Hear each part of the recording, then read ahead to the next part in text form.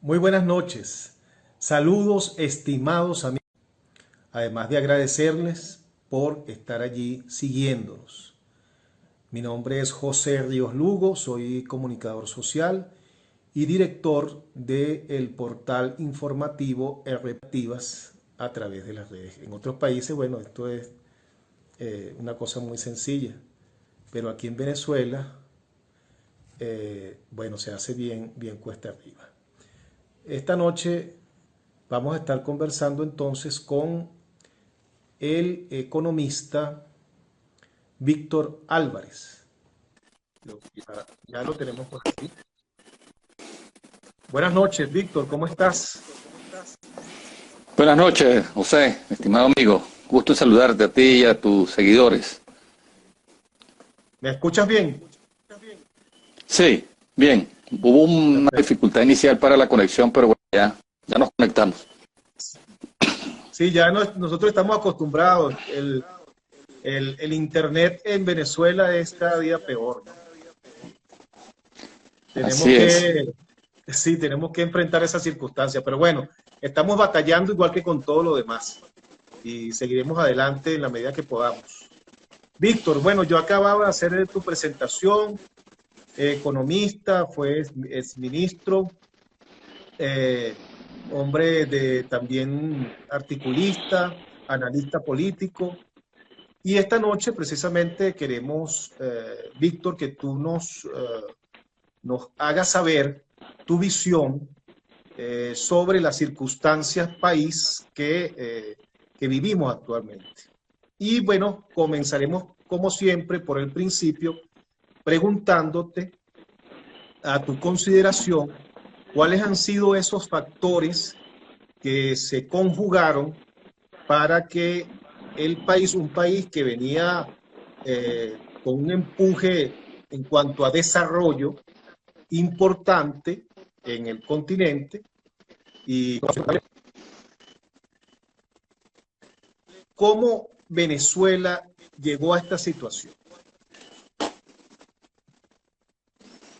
Bien, bueno, gracias, José, otra vez por la invitación, ¿no? Para conversar sobre estos temas, ¿no? Y para tratar de responder, ¿no? Estas grandes preguntas que nos seguimos haciendo, ¿no? Porque tratar de explicar esta situación, entonces, cómo el país con las reservas más grandes del mundo hoy atraviesa una grave crisis sanitaria, humanitaria, que puede transformarse incluso en una catástrofe humanitaria.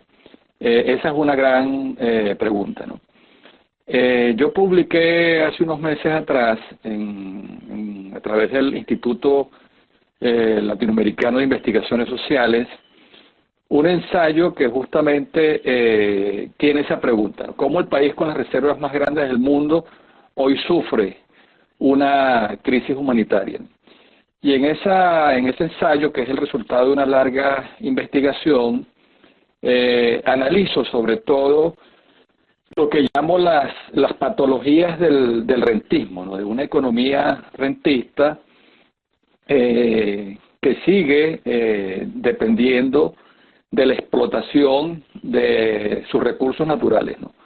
Fundamentalmente el petróleo, pero hoy en día que el petróleo no se puede colocar con la misma facilidad que antes debido a las sanciones y al colapso de PDVSA, se intentan colocar otros minerales, ¿no? Oro, diamantes, coltán y otros minerales estratégicos que el país tiene. Pero lo cierto es que nosotros, desde que apareció el petróleo en la vida nacional, no hemos aprendido, ¿no? A administrar, a aprovechar con sabiduría esa riqueza. Entonces, llevamos ya un siglo repitiendo este mismo ciclo, ¿no?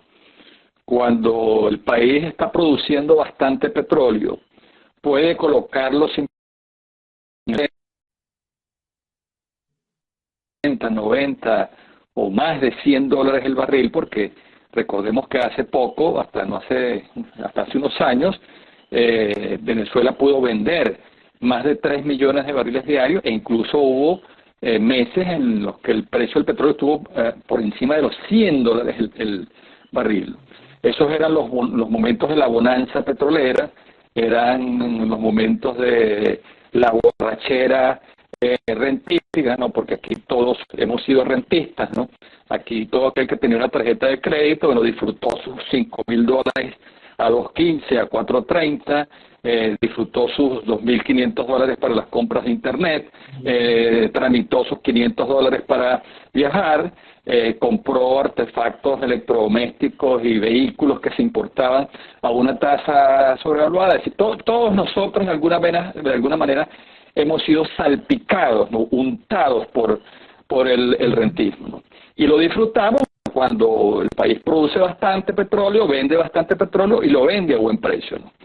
El problema es cuando la producción colapsa, como ahora, y cuando además de la producción se cae, también se caen los precios del petróleo, y entonces un país que no ha diversificado su agricultura, que no ha diversificado su industria, que no ha diversificado y desarrollado los demás sectores económicos, ¿no? Para que exporten, para que generen divisas, sino que prácticamente la única fuente de divisas es el petróleo.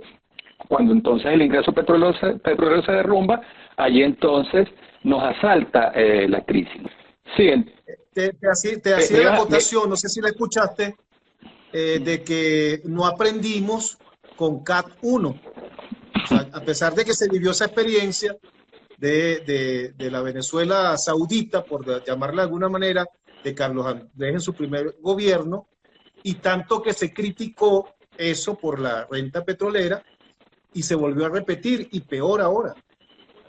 Claro, exactamente, no hemos aprendido, ¿no? Ese es el resumen, pues. O sea, no hemos aprendido a lidiar con esa condición que tenemos de un país rentista, que puede sufrir estas patologías, que puede sufrir estos problemas, ¿no? Es decir, una persona diabética tiene que aprender a llevar su diabetes. Una persona hemofílica tiene que aprender a llevar sus problemas de coagulación de la sangre. Pues una persona que sufra, que tenga problemas renales, tiene que aprender a llevar y a manejar bien su patología, ¿no? Entonces nosotros no hemos aprendido a manejar las patologías de una economía rentista, y entonces esas no se manifiestan cuando los precios están altos y cuando se produce bastante y entra bastante petróleo, como se manifiestan en los tiempos de escasez, ¿no? Pero están soterrando, están socavando la base económica y social, ética y moral de un país, ¿no? Y lo hemos visto, ¿no? Porque en estos momentos nuestro problema, como intentaba explicarlo antes de que se interrumpiera el sonido, no se debe única y exclusivamente a los altibajos, ¿no? Que son usuales en el mercado petrolero internacional. Se debe también a una pésima gestión de la industria petrolera nacional, que finalmente terminó secuestrada y quebrada por el burocratismo, el pseudosindicalismo y la corrupción, ¿no?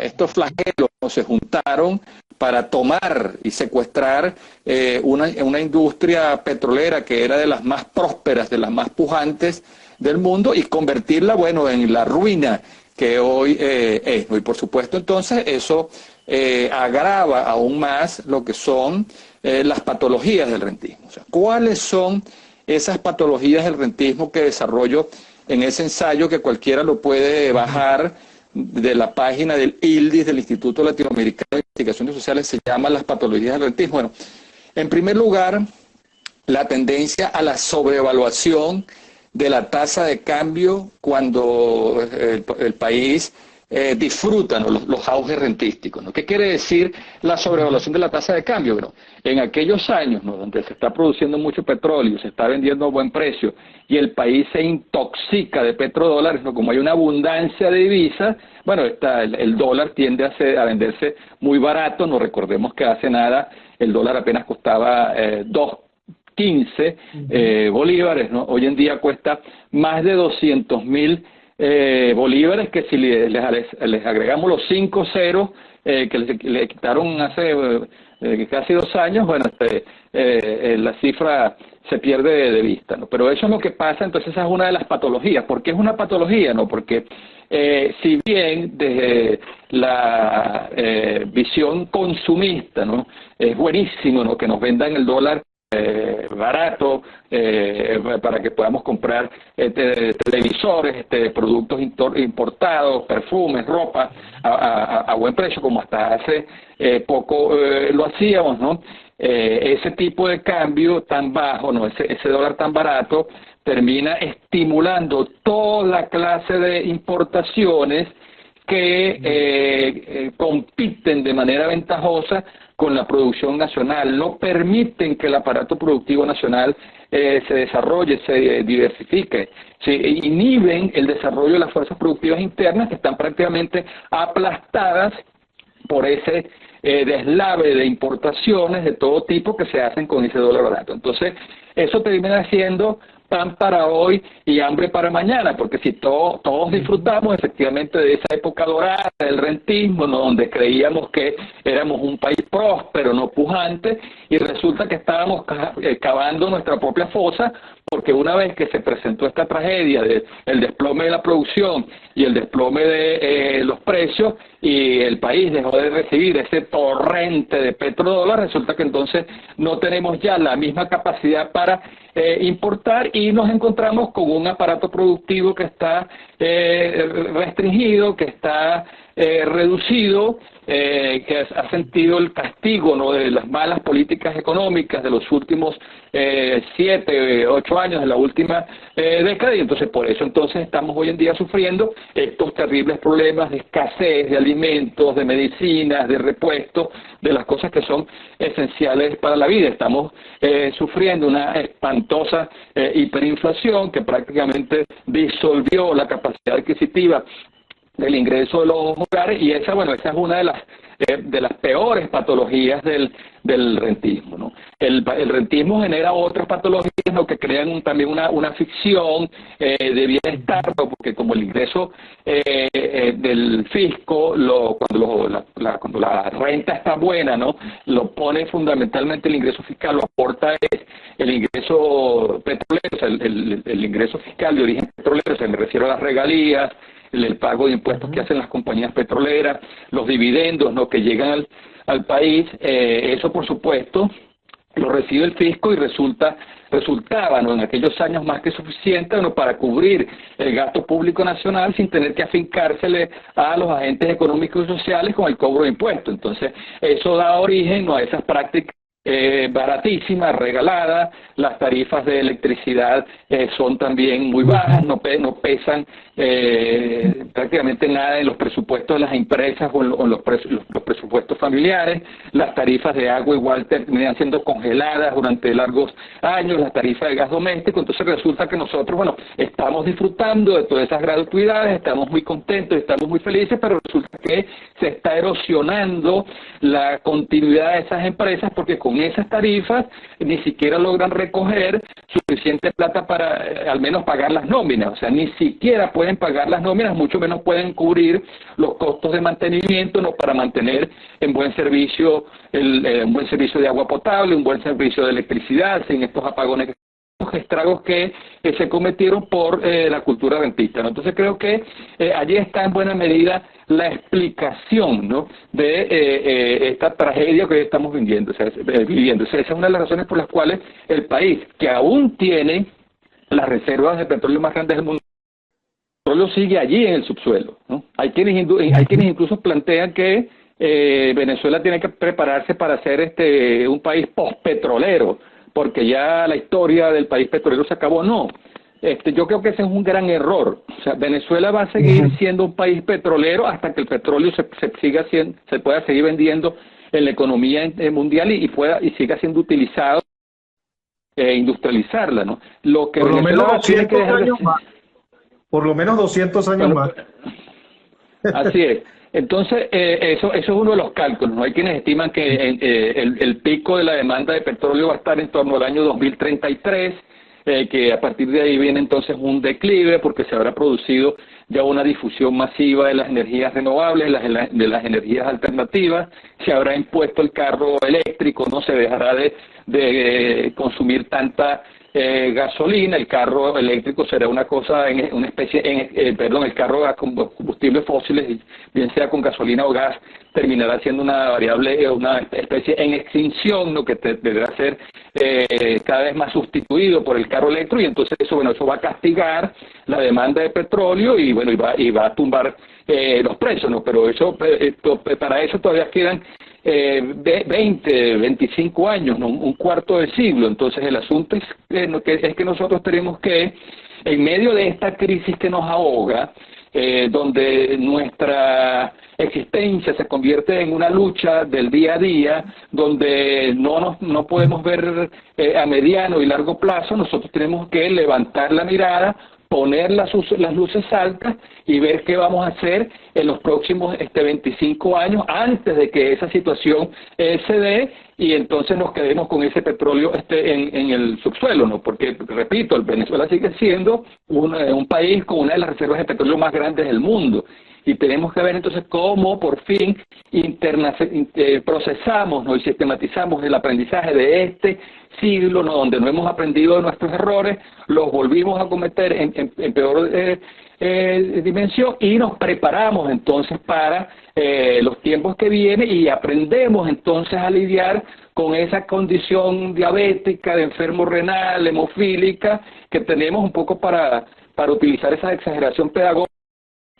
Fíjate, da tristeza ver casos, por ejemplo, uno como el de Dubái, que hace 30 o 40 años atrás ellos se plantearon, ¿qué hacemos si ya el petróleo no es nuestra principal fuente de existencia?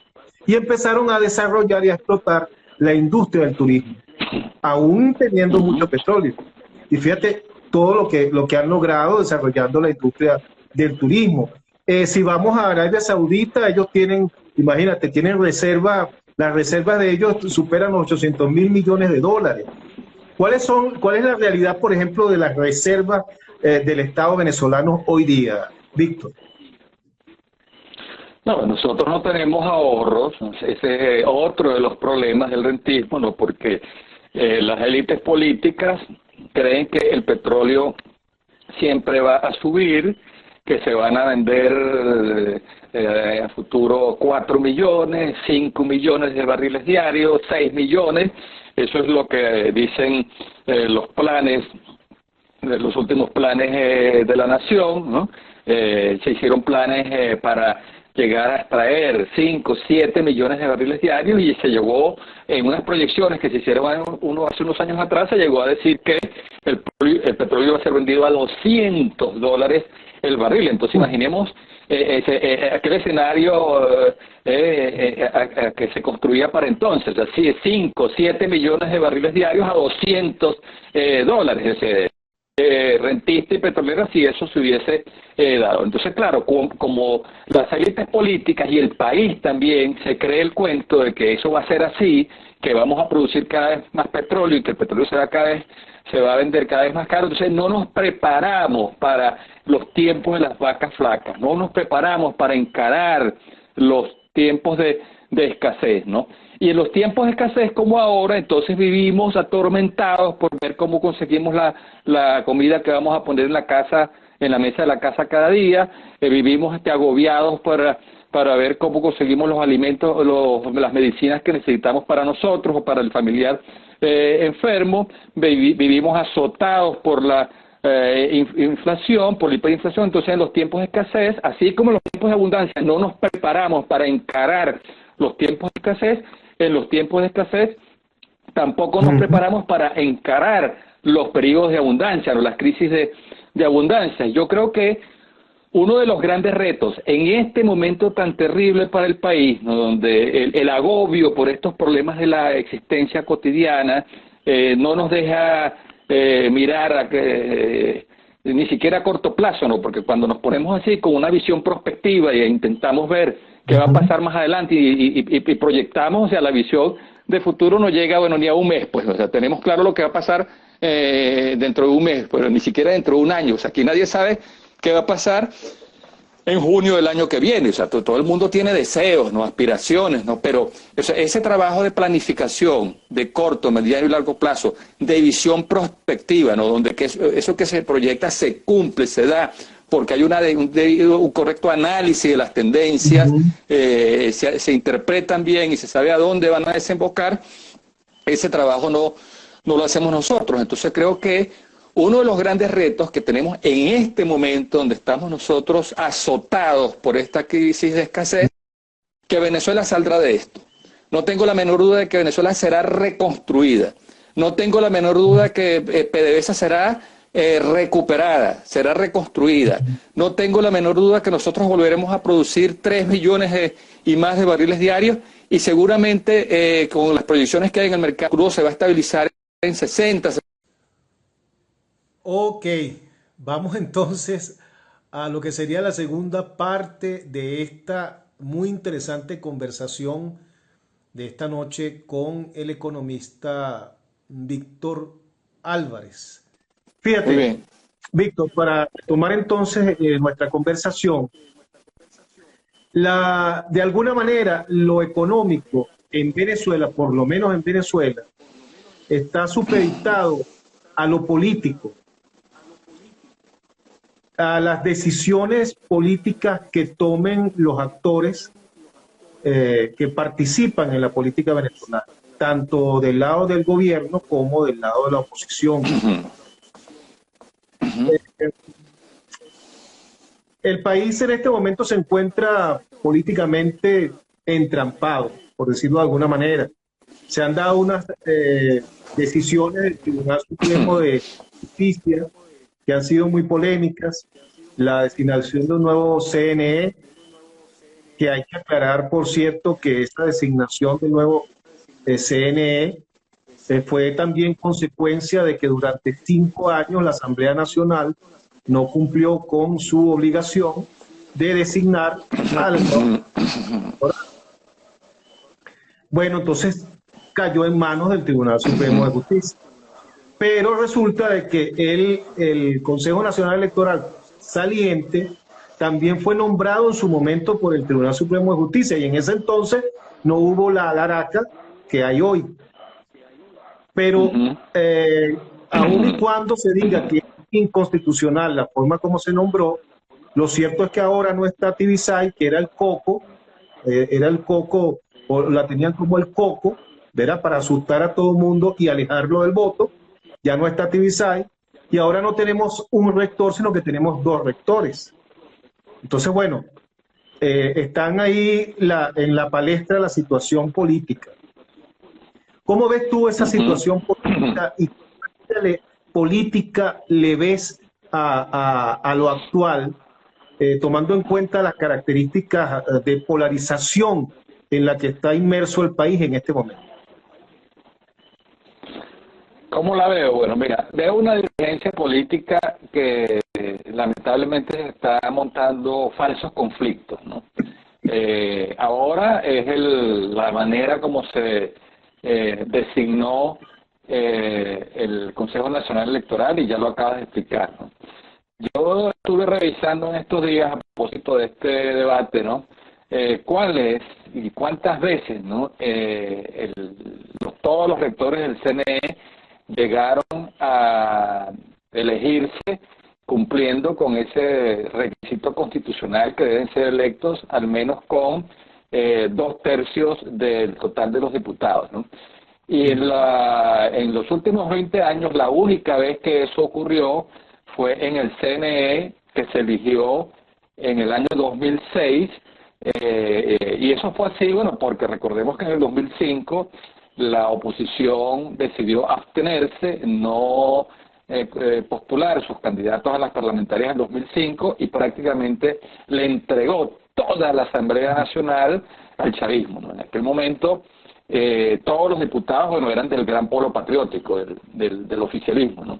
Y en el 2006, esa Asamblea Nacional, totalmente controlada por el oficialismo, designó entonces el único CNE, sin apelar a la figura de la omisión legislativa. Como aquel CNE, nombrado por el oficialismo, Chávez perdió la reforma constitucional del año 2007.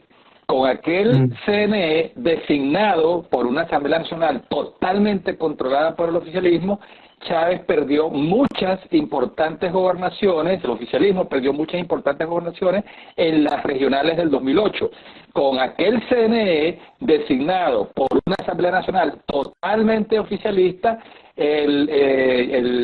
Chávez y el oficialismo perdieron muchísimos diputados en las parlamentarias del 2010, de modo tal que es un mito, ¿no? Lo que se ha construido en torno al CNE como un árbitro que juega sucio, que hace trampa, que fraudes, porque eso que se ha dicho una y otra vez hasta que lo terminaron sembrando en el mapa mental de la sociedad venezolana, que lo terminaron allí arraigando, ¿no? en el imaginario nacional, lo que ha hecho, bueno, es que el ciudadano de a pie pierda la confianza en ese poderosísimo instrumento que es el voto, que no crea en la autoridad y el ámbito, que crea que está vendido, que hace trampa, que comete fraude, que los votos los pasa de un candidato a otro, y entonces el resultado de eso es que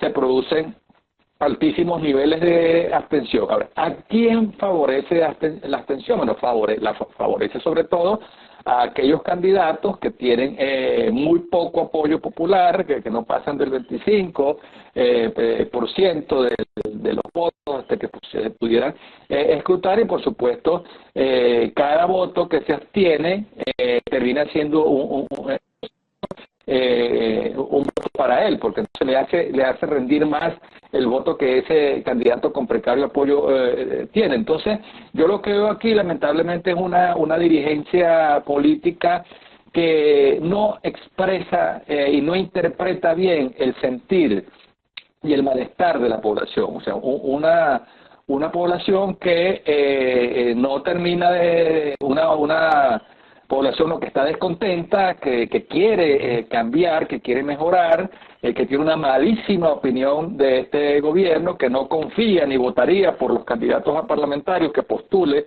el oficialismo, que tienen todas las de perder, ¿no? Que a lo sumo tendrán 25, en el mejor de los casos 28% de los votos en su circuito donde se va a votar por esa lista, y hay un 75, un 80% del país que estaría dispuesto a votar por otra opción, por otra alternativa, en contra de esos candidatos. Sin embargo, ese clamor, ese grito nacional no es interpretado. Entonces tenemos una oposición que, en lugar de estar eligiendo en estos momentos candidaturas unitarias, ¿verdad?, para evitar que ese descontento se fracture en 3, 4 opciones, entonces resulta que está en un fuego cruzado, echándose cuchillo, tratando de despellejarse, disputándose, ¿no?, cuál es la verdadera representación de la oposición. Entonces de la nación, el país, también termina decepcionado, defraudado, de ver cómo estas élites políticas, en lugar de estar interpretando el sentir nacional, lo que están es nada por sus ambiciones particulares, por sus proyectos políticos particulares, ¿no?, disputándose el protagonismo. Y entonces cada vez que una iniciativa exitosa la toma aquel sector que no forma parte de una de las roscas, entonces inmediatamente esta rosca descalifica aquella y dice que esos no son los verdaderos representantes de la oposición, que son unos cómplices del gobierno, que son colaboracionistas, que están vendidos. Y entonces este es el espectáculo que está presenciando el ciudadano de a pie. Y en esas condiciones, entonces, nosotros lo que podemos correr el riesgo es de perder una oportunidad donde hay muchísimo viento a favor un cambio político, ¿no? Porque si ese país inconforme, ese país descontento, logra candidaturas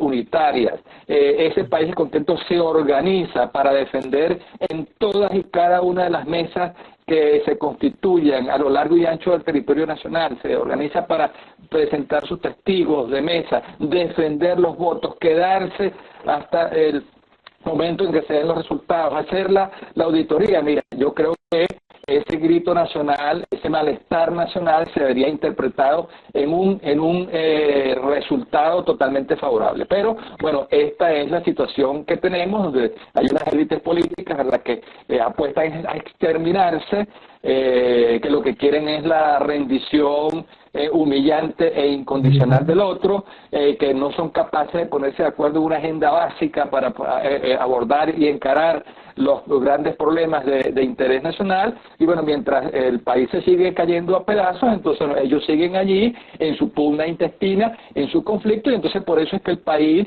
se siente tan defraudado, tan desilusionado, tan decepcionado de esa dirigencia, y eso es terrible porque eso se expresa en la abstención, en un altísimo nivel de abstención, y esa abstención única y exclusivamente favorece al oficialismo, o sea, a los candidatos del oficialismo, que entonces, aunque tengan el 20, el 25% de los votos, terminarían ganando porque la mayoría del país se abstuvo. Nuestro destino, entonces, es el mismo destino que ha tenido Cuba, Víctor. No, yo no creo, no tengo una visión más optimista, ¿no? Yo creo que si eso está cantado, ¿no? Si esos destinos están cantados, yo creo que, bueno, justamente lo que el país tiene que hacer es aprender de la experiencia ajena, ¿no? Creo que los pueblos más sabios, ¿no?, son aquellos que son capaces de aprender de lo que ha pasado en otros lados y no necesariamente tienen que sufrir esa misma tragedia histórica, bueno, para que entonces puedan aprender, ¿no? Yo creo que se está abriendo un nuevo, una nueva etapa, ¿no?, en esta historia política reciente de Venezuela. Yo sí creo que esta designación del nuevo Consejo Electoral abre una ruta, abre unas puertas, ¿no?, que nosotros mismos no las podemos cerrar. O sea, nosotros no podemos convertir este paso de avance de haber duplicado la representación de ese país contento en el Consejo Nacional Electoral, no podemos convertir ese paso de avance en un retroceso. O sea, no podemos convertir esa victoria en una derrota. O sea, en estos momentos hay dos representantes del malestar nacional. Y yo creo que lo que toca ahora es iniciar una lucha por mejorar las condiciones y las garantías electorales. O sea, esa es la tarea que toca, y ese país entonces que está interesado en que mejoren las condiciones electorales para recuperar la confianza en el voto, e incluso para que el país recupere la confianza en ese árbitro, nos toca entonces a nosotros desde las bases, como ciudadanos, como profesionales, técnicos, analistas, contribuir a crear una matriz de opinión que le dé un voto de confianza a esos nuevos rectores que han sido electos, particularmente a los dos que expresan ese malestar, porque está claro que si bien la correlación de fuerzas antes era 4 rectores pro gobierno y un solo rector pro oposición, en estos momentos la correlación de fuerza es 3 rectores pro gobierno, 1 menos, y 2 rectores pro oposición, ¿no? Y pro oposición me refiero al país de descontento, al país que tiene ese malestar. Entonces se inicia, ¿no?, con esta nuevo membresía de rectores, una lucha por mejorar las garantías electorales, las condiciones electorales, o sea, que se actualice el registro electoral permanente, que se actualicen los datos para la gente que se mudó de ciudad y pueda votar ese día, para que se evite el abuso, ¿no?, en el uso de los medios públicos a favor de un candidato, pero que excluya entonces a los candidatos de la oposición y solamente puedan ser utilizados por los candidatos del oficialismo, ¿no?, que se erradique el peculado de uso, ¿no?, en los recursos públicos, en los fondos públicos a favor de las candidaturas del oficialismo, que se deje una pauta clara de cómo se van a financiar las campañas electorales de los candidatos y de los partidos, ¿no?, que se erradique la coacción o el chantaje al que son sometidos los funcionarios públicos, ¿no?, a través de políticas clienterales o amenazas, ¿no?, que efectivamente el día de las elecciones se fije una hora clara de inicio y de terminación de la jornada electoral, y que se evite entonces que, como ha pasado en otras oportunidades, que se prorrogue excesivamente el fin de la jornada, ¿no?, en centros donde ni siquiera hay colas, ¿verdad? Porque entonces el oficialismo utiliza todos los autobuses, los carros oficiales, las motos, ¿no?, para carretear, para arrastrar a la gente y obligarla a votar. O sea, esas son las condiciones por las cuales en adelante tenemos que luchar. O sea, nosotros no podemos rendirnos, no podemos resignarnos, no podemos dejar de hacer esa pelea, ¿no? Que el día después de las elecciones, cualquiera sea el resultado, no digamos, oye, pudo haber sido mejor, o no pudo, si hubiésemos hecho más. O sea, el resultado que se consiga tiene que ser porque lo dimos todo, porque dimos el resto, ¿no?, porque hicimos todo el esfuerzo que teníamos que hacer, y no porque entonces por este fatalismo, por este pesimismo, por esta desconfianza, por esta falta de fe y de esperanza, entonces nos quedamos cruzados de brazos y no hicimos absolutamente nada, porque eso favorece única y exclusivamente a quienes nos dominan. Sí, bueno, fíjate, algunos analistas señalan que el país, ahora que dentro de la oposición ya se ha abierto una brecha que es muy difícil de cerrar, porque incluso los factores llamados del G4, que no sabemos realmente ya si es G4, si es G3 o si es G2, esos factores parece que se alinearon con el extremismo opositor, y bueno, y están abiertamente llamando a no participar. De hecho, el diputado Guaidó está señalando que se va a desconocer cualquier gestión de este Consejo Nacional Electoral y el proceso electoral que viene. E incluso pretenden darle continuidad administrativa a su gestión como parlamentario. O sea que ante violaciones de la Constitución, entonces la oposición pareciera que responde violando también o pretendiendo violar también la Constitución.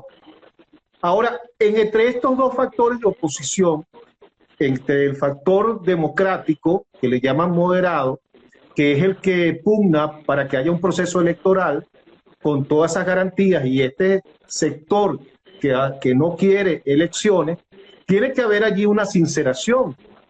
Los factores democráticos tienen que dejar de ser timoratos, como han sido hasta ahora, y tratar de asumir el control de la conducción de la oposición, porque si no, ¿a dónde vamos a llegar, Víctor? Sí, definitivamente está cantada la estrategia de la oposición abstencionista, ¿no? Por eso es que la oposición electoral, que quiere una solución pacífica, democrática, constitucional, tiene entonces que desplegar una estrategia mucho más eficaz, ¿no? Y cuando digo una estrategia mucho más eficaz es que hay un altísimo porcentaje de participación el día de los comicios, porque es lo único que le podrá dar legitimidad a ese proceso para salirle a paso a esta otra estrategia de esa oposición extremista, radical, que lo que está apostando es una salida de fuerzas, una intervención externa, militar en el país, y eso sabemos que podría dar origen a una espiral de violencia que se sabe cuándo comienza, pero no se sabe cuándo termina, y nosotros no queremos que este país se ahogue en sangre, ¿no? Entonces, estando claras las estrategias de cada quien, creo que a los sectores que queremos una solución electoral y pacífica, entonces nos toca complementar nuestras capacidades, nuestros recursos, para que el día de los comicios vote el mayor porcentaje posible del padrón electoral, ¿no? Porque solo así se le podrá decir al mundo, mire, en este proceso parlamentario, de elecciones parlamentarias en Venezuela, votó el 60% del padrón electoral, votó el 65%, ojalá llegara a votar el 70%, lo que sería un récord, ¿no?, en comparación con las elecciones parlamentarias en otros países del hemisferio y del mundo, donde todos sabemos que suele votar en el mejor de los casos el 50% del total de los electores, ¿no? Porque solo así se podría entonces abortar esa estrategia de darle continuidad a una Asamblea Nacional,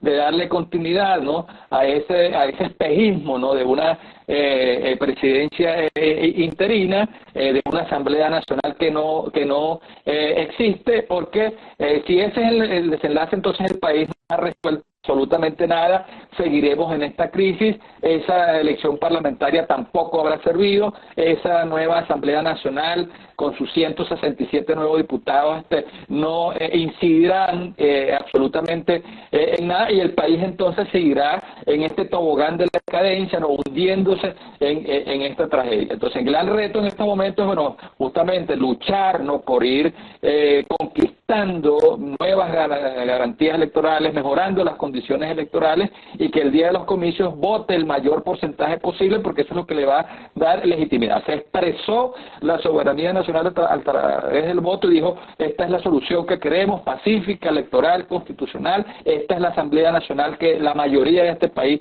se dio. Porque de lo contrario, si vota menos del 50%, el 40%, el 35%, bueno, entonces eso será viento a favor para quienes quieren seguir apostando al caos del país.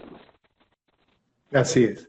Bueno, Víctor, ya estamos prácticamente finalizando. Vamos a volver a la materia específica económica. Este paseo por el mundo político era importante hacerlo porque, bueno, depende la economía de que se resuelvan esta situación política del país. ¿Qué margen de maniobra real tiene en este momento el gobierno nacional? ¿De qué vive el Estado en este momento, Víctor?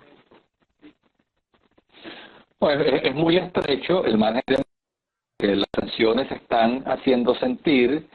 El hecho de que, bueno, PDVSA haya perdido, ¿no?, la posibilidad de colocar más de 500.000 barriles en el mercado estadounidense por las sanciones, pero que no haya podido conseguir otro país, ¿no?, donde pueda colocar esta producción, sencillamente porque el endurecimiento de las sanciones significó que todo aquel que haga negocios con PDVSA o con empresas del Estado venezolano también será sancionado. Por supuesto, entonces eso ha inhibido a muchas empresas, a muchas compañías, a continuar los proyectos que tenían con Venezuela. O sea, hasta Rosneft se terminó yendo de Venezuela, ¿no? Porque recordemos que si bien Rosneft es una economía donde el Estado ruso tiene una importante participación accionaria, no es una compañía, no es una petrolera totalmente del Estado ruso. Se tiene también inversionistas privados que fueron castigados, no fueron afectados por las sanciones, y entonces terminaron liquidando todos sus activos en el país, ¿no? Nainas en Suecia, que era una compañía petrolera que procesaba más de 60.000 barriles de petróleo diarios del estado Zulia, también fue sancionada, y bueno, allí PDVSA, para poder reactivar esa compañía que se había declarado en quiebra, entonces en una operación poco transparente, muy opaca, muy oscura, PDVSA terminó vendiendo la mayoría de su participación accionaria, y Venezuela perdió ese activo, ¿no? Así como está a punto de perder Citgo, ¿no?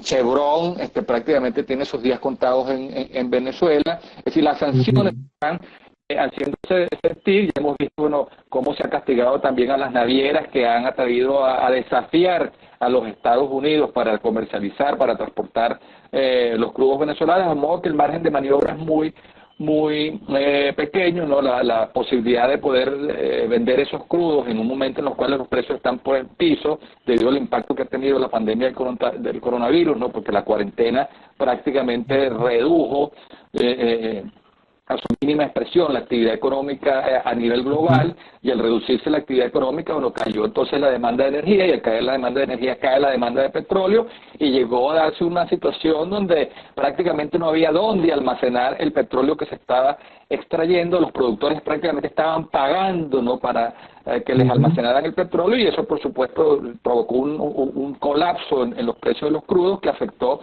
la producción venezolana. O sea, en Venezuela se ha estado vendiendo el petróleo a 9, 10 dólares el barril, cuando su costo de extracción, de producción, está entre 18 y 24. O sea, por cada barril que se está vendiendo, se están perdiendo entre 8 y 14 dólares. O sea, lo mejor sería incluso ni siquiera producir, ¿no? Porque si en la medida que produces más y vendes más pierdes, entonces lo mejor en esos casos es hasta parar la producción. Lo que pasa es que esos son procesos continuos, ¿no?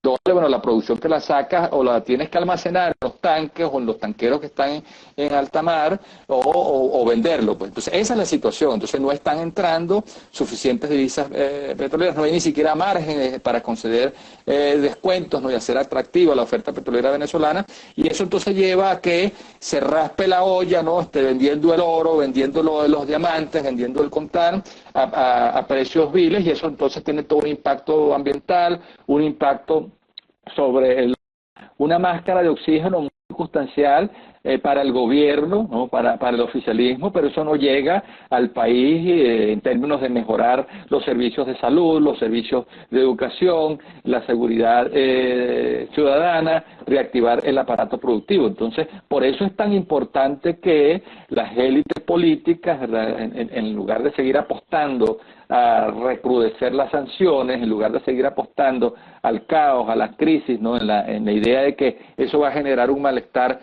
social y el país va a estallar y va a derrocar el gobierno. Ya hemos visto que, de acuerdo a la experiencia internacional, las sanciones no funcionan, ¿no? Sí, tú comentabas el caso de Cuba. Cuba tiene más de medio siglo bloqueada y allí sigue el régimen, ¿no? Irán ha sido bloqueado y allí sigue el régimen, ¿no? Siria no solamente fue bloqueada, fue bombardeado, ¿no? Y así allí sigue el régimen. Entonces, al final de cuentas, esas sanciones lo que terminan es arruinando la nacional y sometiendo a la población a los estragos de esas sanciones. Y por eso es que uno, entonces, porque las élites políticas reflexionen, recapaciten, pongan a un lado sus proyectos políticos y particulares, no prioricen el interés nacional y logren esos acuerdos básicos que el país necesita para salir de la crisis. Bueno, apreciados amigos digitales, gracias por seguirnos una vez más, y nos estaremos entonces encontrando el próximo martes a las 8 de la noche por esta red tan importante como es Instagram. Reciban mi abrazo virtual, mi cariño, mi respeto y mi agradecimiento.